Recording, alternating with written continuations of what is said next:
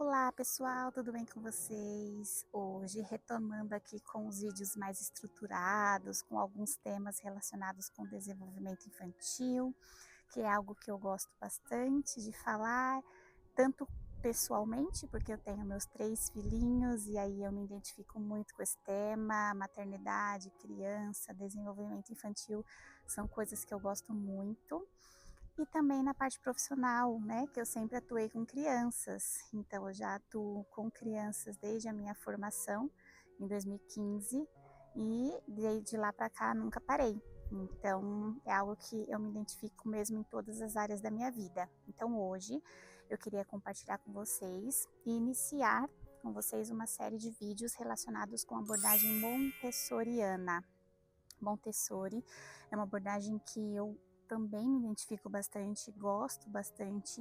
Tem alguns dos princípios e das estratégias que são utilizadas nessa abordagem que eu gosto de aplicar, mas confesso para vocês que eu não sou fiel, eu não sou a montessoriana nata que segue certinho e que aplica tudo certinho no dia a dia e que estrutura o ambiente de uma maneira fiel aí à abordagem.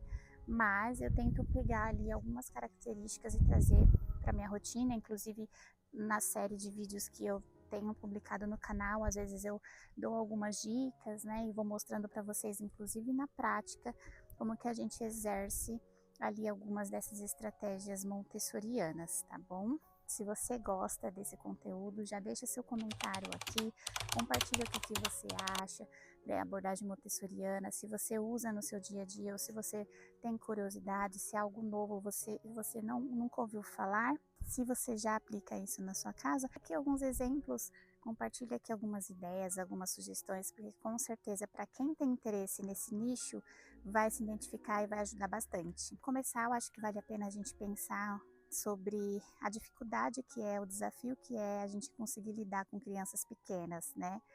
As crianças pequenas que eu digo são aquelas ali de até os 3 aninhos de idade, porque de 4 em diante, algumas delas já começam a ter ali, ganhar um pouquinho mais de controle de impulsos, né? Já vai conseguindo entender melhor as coisas, se comunicar melhor, mas até os 3 anos geralmente costuma ser bastante desafiador. Inclusive, é a fase que eu vivo bastante aqui na minha vida pessoal, porque eu tenho uma filhinha de 1 ano e meio e uma filha de 3 anos. Então, as duas estão dentro dessa etapa do desenvolvimento infantil, que é bastante delicada. Somos bastante incompreensíveis com eles, né?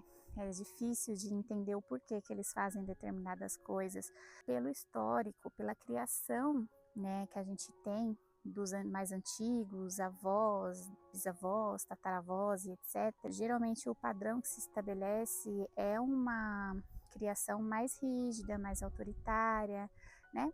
E aí é onde a gente acaba se distanciando um pouco, talvez de uma maneira mais acolhedora, mais respeitosa, mais paciente, mais carinhosa ali na criação. Às vezes a gente acaba se distanciando um pouco dessa postura e prevalece mais o lado mais rígido, mais autoritário, mais de correções. Isso porque já é histórico, né? Isso já foi estabelecido ao longo de todos os anos da nossa vivência de criação, de como se educar filhos, que a gente foi aprendendo e passando isso de geração em geração. Elas começam então a andar, e aí de andar elas começam a explorar as coisas, elas são muito curiosas, elas não têm muito controle dos seus impulsos, não têm muito controle das suas emoções. Elas não toleram ficar muito tempo sentadas em restaurantes, né, em cafés, em recepções, em sala de espera, e elas veem ali uma oportunidade de escapar, de fugir, um lugarzinho aberto, uma portinha aberta, é para lá que elas miram, elas vão tentar fugir, elas vão tentar escapar, fazem muitas birras, né, muito comportamento de choro, de grito, às vezes de se jogar no chão. E quando chegam os 2 anos de idade, então, que até algumas teorias, existem algumas teorias que trazem a ideia dos terríveis 2 anos, né, os terrible two, que é quando a criança começa a testar limites, querer se autoafirmar, e aí ela tem essa necessidade de dizer não para tudo, de fazer as suas próprias escolhas. Aí geralmente elas não escutam ninguém, elas jogam coisas, elas espalham coisas, fazem bagunça. elas não dormem direito, às vezes também não comem direito, e às vezes também não usam o banheiro corretamente ainda, né? E aí tem os seus escapes, se ela estiver na fase do desfraude. Mas, diante de todo esse contexto turbulento das crianças pequenas, a gente tem também ali uma explicação, cada um desses comportamentos. A gente tem uma explicação, tem um porquê, né? Tem algo por trás. Então, as crianças pequenas, elas passam por uma fase que elas precisam dizer não.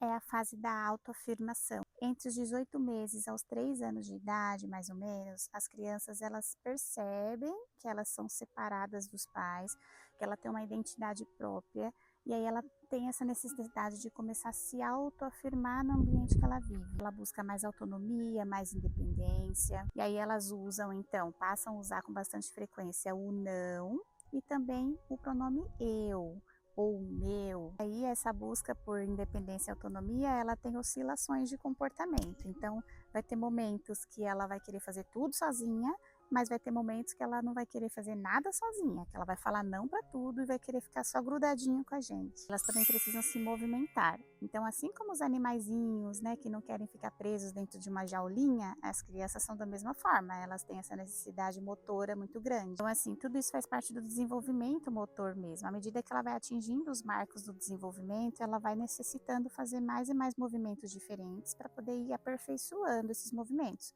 Então, por exemplo, depois que ela ficou em pé, aí ela, próximo passo, ela tentar escalar as coisas, tentar andar, né? Tentar se movimentar. Aí depois que ela começou a andar, aí ela vai querer correr, ou ela vai querer ficar arrastando, empurrando objeto. E às vezes até objetos pesados. Quanto mais pesadinho, melhor. As crianças pequenas também precisam explorar as coisas, o mundo à sua volta.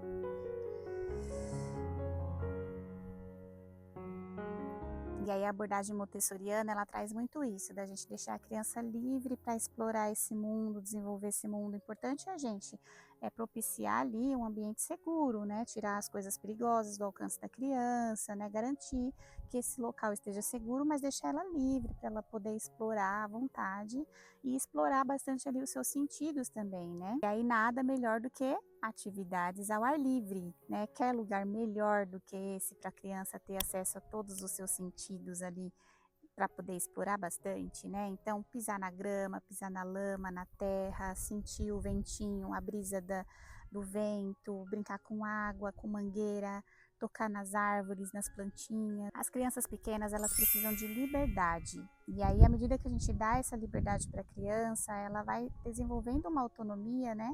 E vai percebendo que ela é capaz de explorar as coisas de maneira independente, dela descobrir as coisas por si mesma. Elas experimentam as coisas sozinhas e sentem que elas têm controle, né, sobre si mesmas. Aí se tornam pessoas, de repente, no futuro que são mais curiosas, né, que vão atrás das coisas para explorar um pouco mais. Mas as crianças pequenas precisam de limites, né? Isso não significa que a gente não vai dar limite para nossa criança. A gente vai ensinar ela a respeitar os outros, a respeitar o ambiente e trabalhar em cima disso, né, do limite da criança é importante até para o adulto, até para o cuidador, porque aí o cuidador ele aprende a agir antes que essa criança saia do limite e ultrapasse os limites, evitando então uma resposta mais explosiva da parte do adulto, mais autoritária, gritaria. Então a abordagem montessoriana, ela não é passiva e nem mandona, né? Ela tem um equilíbrio ali perfeito, ideal, para que os pais eles sejam na verdade verdadeiros líderes das suas crianças. Líderes calmos, líderes que consigam liderar com tranquilidade. As crianças pequenas, elas gostam de ordem, apesar da gente achar que não, que eles gostam de bagunça, mas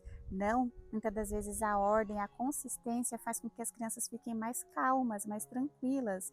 Então, muitas das vezes eles preferem ter uma rotina estabelecida e que ele venha a ter uma previsibilidade do que vai acontecer naquele dia. Isso fica ligado com o que a gente falou anteriormente, né? Então, se os limites não são consistentes, aplicados sempre da mesma forma, isso faz com que a criança sempre fique testando, testando, testando, porque ela nunca sabe o que esperar. Então, ela vai sempre testar para ver qual vai ser a resposta dessa vez. Agora, se a gente sempre age do mesmo jeito, aí ela aprende já como que é a nossa reação e aí evita, né, esse comportamento de ficar no testando e de ficar testando os limites e ultrapassando o limite. Então, dessa forma, a gente vai tentar ajudar essa criança a encontrar esse equilíbrio, a tentar se acalmar também, para depois que ela se acalmou, a gente encontrar uma solução, encontrar uma alternativa. Então, existe até uma afirmação de uma autora que diz que criança não dá trabalho, na verdade, é elas que estão tendo trabalho com os adultos. E aí eu acho que aqui entra muito aquela ideia de que ao invés de a gente só pensar que a criança está fazendo coisa errada, a gente tentar entender, será que atrás desse comportamento não tem ali um pedido de ajuda escondido que ainda não está tão claro, ou que essa criança não conseguiu explorar e não conseguiu dizer para a gente?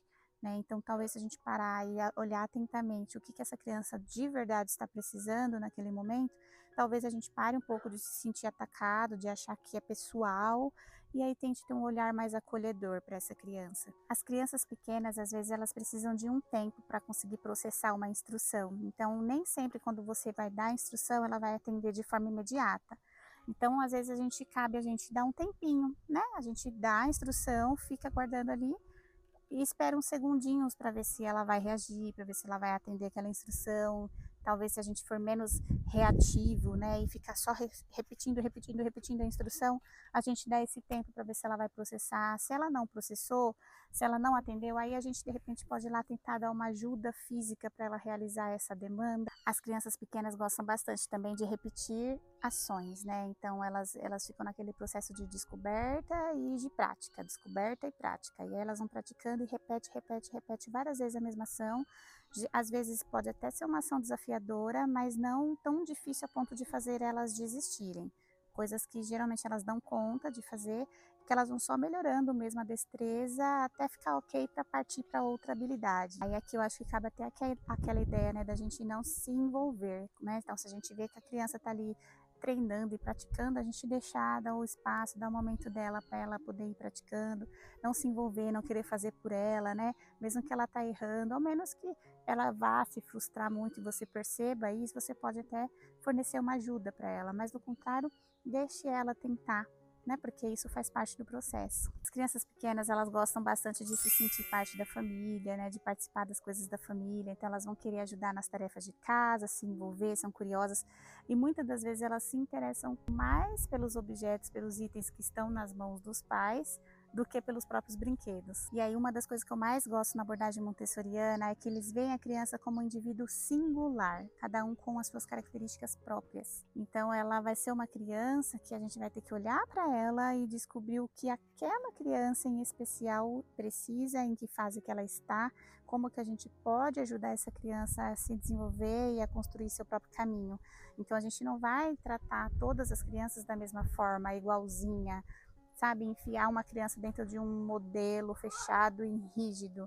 Então é algo que eu gosto bastante dentro da abordagem montessoriana. Então, o que na verdade às vezes parece ser uma birra, na verdade, é a criança nos dizendo que ela se sente tão segura, ela gosta tanto da gente que ela consegue naquele momento despejar ali toda aquela emoção, aquele sentimento, né, aquela frustração. Algo constrangedor que às vezes a criança fala em público, na verdade é porque essa criança ela é incapaz de ficar mentindo, ela é muito sincera, ela é muito honesta. O que às vezes parece também uma inflexibilidade, né? Então, a criança não consegue comer sem a colherzinha favorita dela. Às vezes é porque é o senso ali de ordem, de organização, de rotina, que é bastante importante ainda nessa fase. Que às vezes parece uma repetição maçante de uma brincadeira, repetindo várias vezes, pedindo pra gente fazer igual e fazer e repetir. Na verdade, faz parte ali dela buscar uma destreza, dela buscar uma melhora na capacidade dela brincar daquela brincadeira, da sua performance ali como um todo. E o que parece que ela está fazendo ali de uma maneira bastante lenta, né? Parece que está até fazendo de propósito, fazendo corpo mole para nos irritar. Na verdade é porque ela está fazendo passo a passo, sentindo cada um dos passos, explorando cada um daqueles momentos. Eu vejo isso muito aqui com a Sofia. Então, às vezes eu peço para ela alguma coisa, ela não faz assim rapidinho.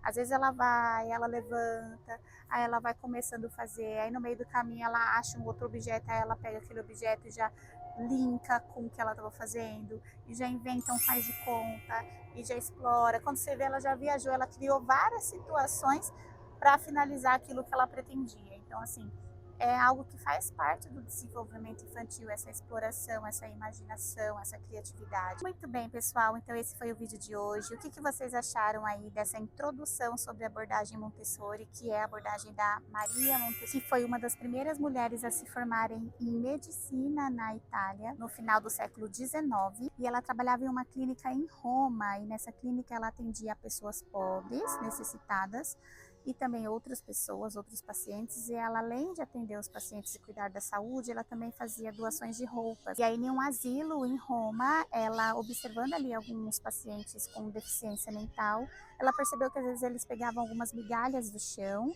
mas não para comer, eles pegavam essas migalhas para ficar explorando a textura, explorando a sensação dessas migalhas. E aí foi onde ela começou a tentar buscar, né, e estudar, né, como será que as crianças aprendiam, como que essas crianças poderiam aprender e se desenvolver, quais seriam os caminhos, né, como ela viu ali essa parte sensorial sendo bastante explorada, né, então de que forma será que essas crianças conseguiam captar conhecimento do ambiente? E aí ela levou então a importância da educação para o aprendizado infantil. E hoje, né, a partir dessa abordagem, a gente tem já muitas escolas. Nos Estados Unidos, a gente tem cerca de 4.500 escolas montessorianas e cerca de 20.000 escolas montessorianas em todo o mundo. E aí uma diferença básica em relação às escolas tradicionais, né, que a gente conhece, que os nossos filhos, a maioria deles estudam nelas, e as escolas montessorianas. Então a gente tem na escola tradicional uma hierarquia professor-aluno, onde o professor sabe tudo, o aluno não sabe, o professor sabe o que essa criança precisa aprender e aí ele vai ensinar de cima para baixo e ele conclui que todas as crianças precisam aprender da mesma forma no mesmo dia. Então todas estão preparadas para aprender a mesma coisa, o mesmo conteúdo no mesmo dia e da mesma forma. No método Montessori existe uma troca, né, entre aluno, professor e ambiente também, né? Então não é algo que só vem de cima para baixo. A criança ela fica encarregada ali do seu aprendizado, né? E o adulto está ali para dar suporte para essa criança aprender. Os materiais eles ficam em prateleiras, do mais fácil, numa ordem, né, dos mais fáceis até o mais complexo. Cada criança trabalha com os materiais dentro do seu próprio ritmo e de acordo com o seu próprio interesse naquele momento. Então, às vezes uma criança aqui está trabalhando com um material, a outra criança do outro lado está trabalhando com outro material. E aí, à medida que essa criança vai evoluindo, o professor vai observando. Quando ela já domina aquele material, aí o professor vai apresentando materiais que são mais, que exigem um pouco mais, né, que são mais complexos para ela, e ela vai trabalhando novos desafios. O adulto observa, só oferece ajuda se for necessário e recua para essa criança continuar tentando trabalhar isso de uma maneira autônoma.